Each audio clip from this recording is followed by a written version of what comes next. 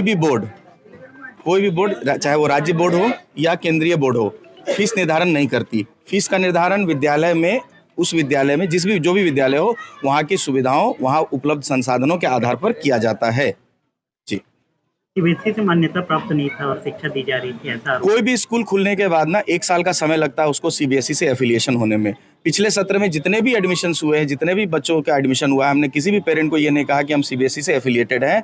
हमारा एफिलिएशन का प्रोसेस जारी है और अगले सत्र तक एफिलिएशन होने की संभावना है। और इसी वजह से हमने अपने विद्यालय में 7वीं तक की ही कक्षा संचालित की, 8वीं भी नहीं की, क्योंकि 8वीं के बाद 9वीं जाने के लिए बोर्ड की जरूरत पड़ती और यदि सीबीएसई में कोई डिले हो जाता तो उन बच्चों के भविष्य के साथ दिक्कत हो जाती, इसलिए हमने 7वीं तक ही रखा।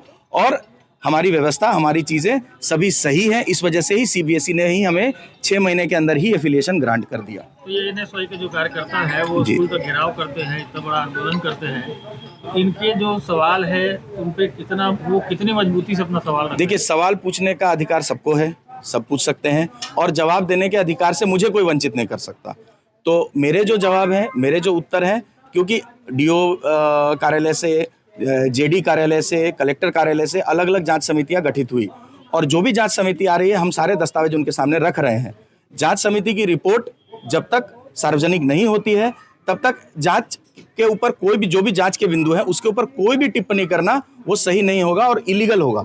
इस वजह से मैं इसके ऊपर कोई टिप्पणी नहीं। सवाल पूछने का अधिकार सबको है, चाहे वो मीडिया के बंधु हैं या कोई छात्र यूनियन है या कोई भी। लेकिन जो हमारा जवाब है और जो हमारा पक्ष है वो ये है कि हमारा स्टेट का एफिलिएशन, स्टेट की जो मान्यता है और जो बोर्ड से संबद्धता है, दोनों वैध है, दोनों वैलिड है और सभी दस्तावेजों की जांच परख करने के बाद ही हमें प्रदान की गई है। और यही मापदंड होता है किसी भी राज्य या किसी भी सेंट्रल लेवल पे किसी भी इंस्टीट्यूशन के संचालन में। एनएसवाई के कार्यकर्ता बोल रहे हैं कि जो फीस पेरेंट्स से लिया गया उसे वापस कर दो, इस पर क्या? देखिए, सबसे पहले तो मैं इस बात को फिर बहुत जिम्मेदारी से बोलूँगा कि कोई भी बोर्ड फीस का गाइडलाइन नहीं देती है। स्कूल की फीस स्कूल की व्यवस्थाओं के आधार पर होता है। इसी जिले में बहुत सारे सीबीएसई के स्कूल संचालित हैं, हर एक स्कूल का फीस स्ट्रक्चर अलग अलग है। बहुत सारे सीजी बोर्ड के स्कूल संचालित हैं, सबका फीस स्ट्रक्चर अलग अलग है। पुस्तक और ड्रेस को लेकर कमीशनखोरी का भी आरोप लगाए हैं।